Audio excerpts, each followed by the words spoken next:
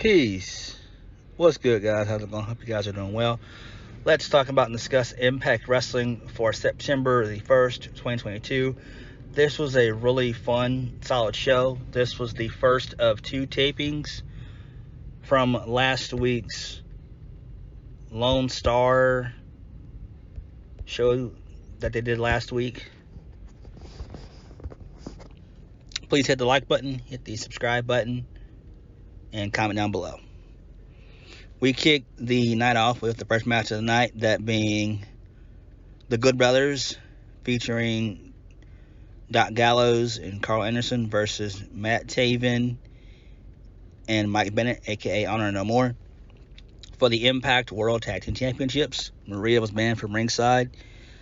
Taven and Bennett, they were able to connect with the Broton Pack for the 1, 2, 3, and they're finally new Impact World Tag Team Champions. I'm fine with this.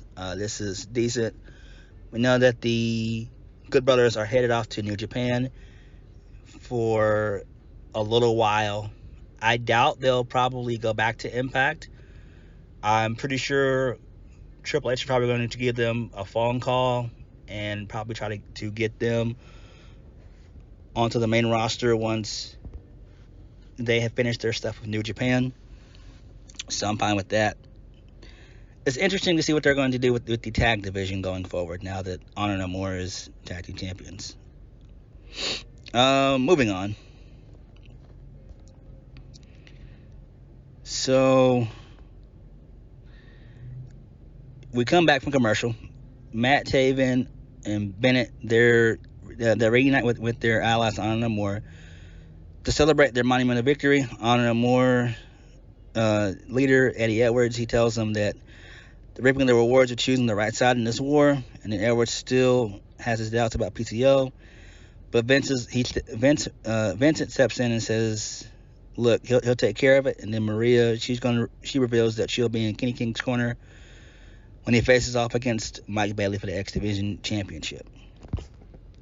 So that was pretty cool right there. Mike Bailey versus Kenny King for the X Division Championship with Maria Kanellis by Kenny King's side. At first, King was able to win. Maria put his hands on the rope and the ref counted 3, but then the other official, he saw it and reversed the decision, and then Mike Bailey retained via a roll-up. So a bunch of bullshit. So still we have this boring, bland fucking jobber named Mike Bailey. Oh my god, what the fuck. Moving on, Brian Myers, he demands that Scott D'Amore gives him his digital media championship back after it was stolen by Pagender.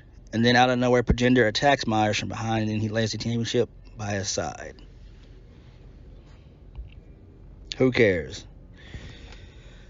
Jessica, she celebrates her triumphant in-ring debut with Taya Valkyrie and Rosemary. She suggests that tonight's the perfect opportunity to strike at Vex, since Purrazzo will be occupied with Masha Slamovich. Rosemary, she objects and says she wants Jessica to prove herself, that she's not going to be a distraction at ringside, and she'll have an opportunity next week, while Taya has her match against Chelsea Green for next week. So that's pretty cool. I'm liking how this story is progressing. Moving on. Out of nowhere, for whatever reason, this was like fucking weird. Gia Miller, she welcomes New Japan Strong Tag Team Champions Ashi Open. So yeah. So Fletcher, he says that they captured the tag team gold everywhere they've been, and that their quest for world domination continues next week against Bullet Club's Ace Austin and Chris Bay. Now, this is interesting. It all depends on what they're going to do with this. I think what they're going to do, we'll probably see Will Ospreay come in for a while as well. Even though his time with AEW is done, I think he'll be back there in due time. But I wouldn't be shocked if they end up inserting him in a storyline with Josh Alexander after Bound for Glory. So I wouldn't be surprised, because they'll probably give him the Impact World Championship, that being Will Ospreay, like they did Kenny Omega, to keep them relevant. So I wouldn't be shocked if that happens. Moving on. In the back, Moose and Steve Maclin, they were arguing.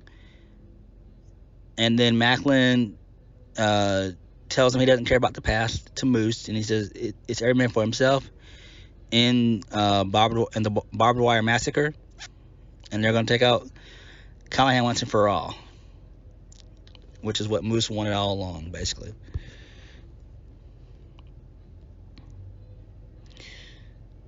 So then we get Violent by Design. They're backstage talking, and basically Eric Young tells Joe Doring, you got to take care of what you have to take care of.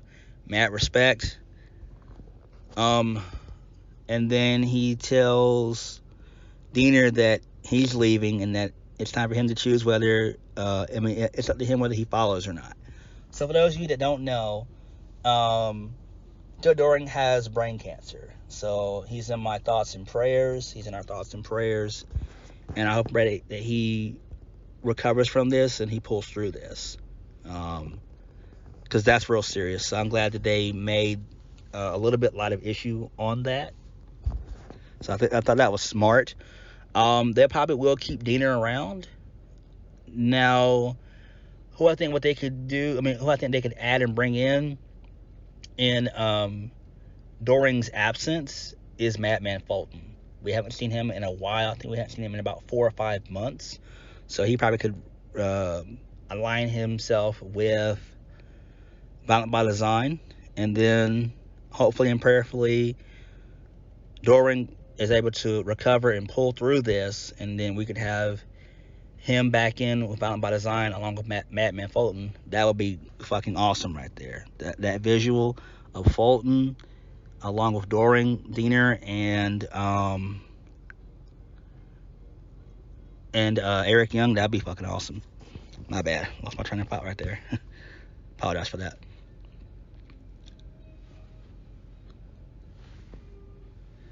Then we had one of my favorite segments of the night, Mickie James.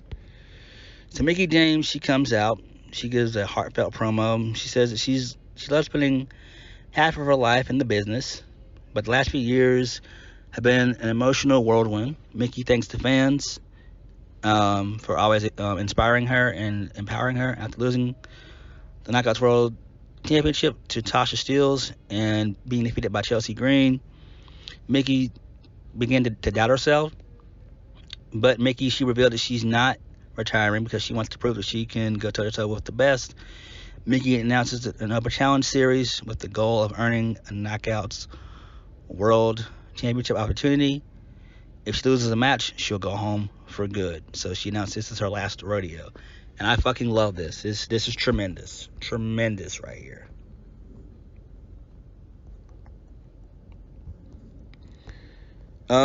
Moving on. We have Josh Alexander. He's sitting down with with Gia Miller. And Miller, she asked him about Eddie Edwards' position to join Honor No More. Alexander says that he would never turn his back on the company that gave him an opportunity to become the world champion. And Edwards, he interrupts and he says that he respects Alexander's loyalty, but claims the impact isn't on him in return. And then Edwards reminds Alexander that he cut him off before he could give his answer last week. Out of nowhere, Heath attacks Edwards. And then Impact Management, they break up the brawl. And then Scott D'Amore tells him that he can't be attacking the Bound for Glory #1 contender. And then he grants Heath a match against Eddie Edwards next week. And this is basically what Heath wanted all along from the start. And then Alexander tells him everything that Edwards...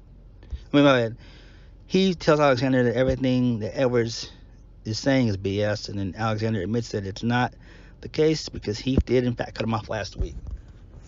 So it's interesting to see where this will go. I'm interested in seeing where this will go. Next, we had Alex Zane versus Mascara Dorada.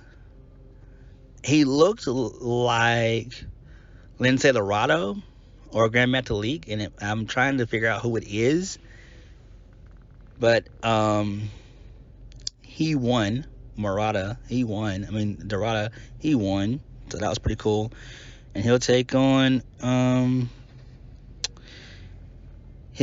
Mike Bailey in due time. I guess probably at Bound for Glory. And then we had a backstage segment involving Jordynne Grace. She tells Mickie James she'll be waiting for her on the other side of Bound for Glory, where she claims that she's going to retain her title over the winner of tonight's main event. Then we get a video package bringing in New Japan's Yura Yamura. He'll be making his Impact debut next week, so it is what it is. Okay, cool. Who cares? And then they're running on the card for next week, the main event. Masha Slamovich versus Deonna Purrazzo with Chelsea Green by her side. This was a fantastic match. I really did enjoy this. I thought that Purrazzo was going to win when she hit the Queen's Gambit, but thankfully Masha was able to kick out, and then Masha wins via the snowplow. Post-match, out comes Jordynne Grace, and she stares down Slamovich, and the two come nose to nose, and Grace raises her title in the air, and then we go out the air. So I thought that was really, really good right there. This keeps Masha looking strong like she needed to, and this makes Purrazzo look good in the long run as well. Because I didn't want Purrazzo to get slammed. I didn't want her to get buried. So thankfully that didn't happen. But all in all, this was a good show. I enjoyed it. So let me know what you guys think in the comment section below. I'll catch you guys later. Peace.